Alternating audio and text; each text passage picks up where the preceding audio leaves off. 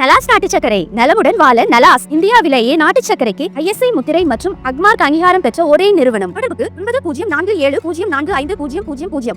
மறுமலர்ச்சி திமுகவில் ஏற்பட்டிருக்கின்ற உட்கட்சி ஜனநாயக விரோத போக்கை கண்டித்துதான் இந்த உண்ணாநிலை அறப்போராட்டத்தை நாங்கள் மேற்கொண்டிருக்கின்றோம்.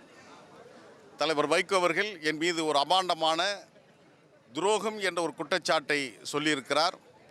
எனவே இந்த குற்றச்சாட்டத்திலிருந்து நான் நிரபராதி என்பதை நிரூபிப்புக்காகத்தான் இந்த உண்ணாநிலை அறப்போராட்டத்தை தலைநகர் சென்னையில் சிவானந்த சாலையில் எங்களை வருத்தி கொண்டு அமர்ந்து கொண்டிருக்கிறோம். நாட்டு மக்கள் நீதி வழங்குவார்கள் என்ற நம்பிக்கை எனக்கு இருக்கிறது.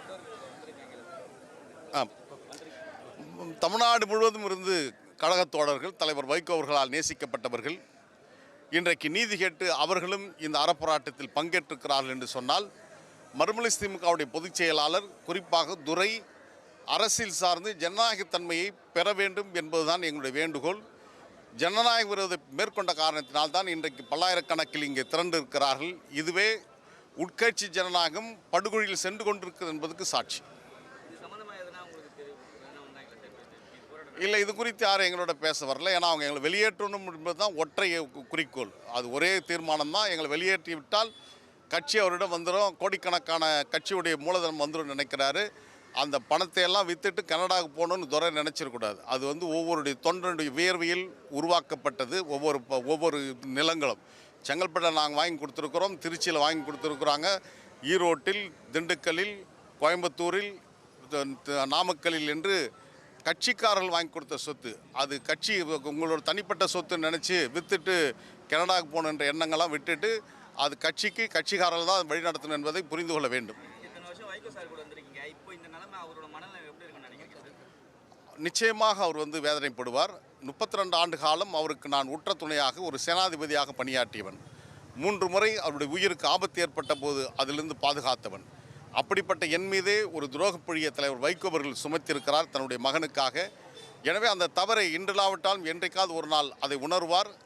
கடந்த காலங்களில் நான் சுட்டிக்காட்டிய பலவற்றுக்கு பிற்காலத்தில் வருத்தப்பட்டிருக்கிறார். 2006இல் அதிமுக கூட்டணி வைக்கக்கூடாது என்று சொன்னேன். ஏறக்குறைய 24 ஆண்டுகள் கழித்து இப்பொழுது வருந்துகிறேன் என்று சொன்னார்.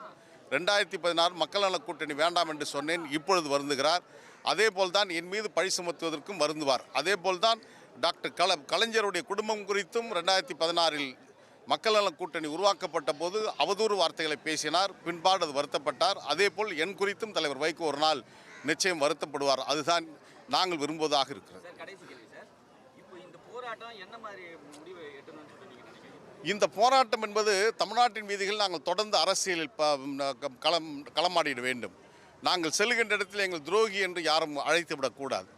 ஒரு பண்பட்ட அரசியல் தளத்தில் இயங்குகின்ற எங்கள் மீது இதுபோன்ற அவதூறுகள் வருவதை ஏற்றுக்கொள்ள முடியாது. எனவே நாங்கள் குற்றமற்றவர்கள் என்பதை மெய்ப்பிப்பதாகத்தான் இந்த உண்ணாநிலை அறப்போராட்டம் பொது வீதியில் நடமாடுவதற்கான ஒரு வாய்ப்பாக இந்த உண்ணாநிலை அறப்போராட்டத்தை நாங்கள் மேற்கொள்கிறோம். எனவேதான் என் மீது தவறல்ல, தலைவர் வைகோ தான் குற்றம் செய்திருக்கிறார் என்பதற்காக தான் ஆயிரக்கணக்கான தொண்டர்கள் இங்கே வந்திருக்கிறார்கள்.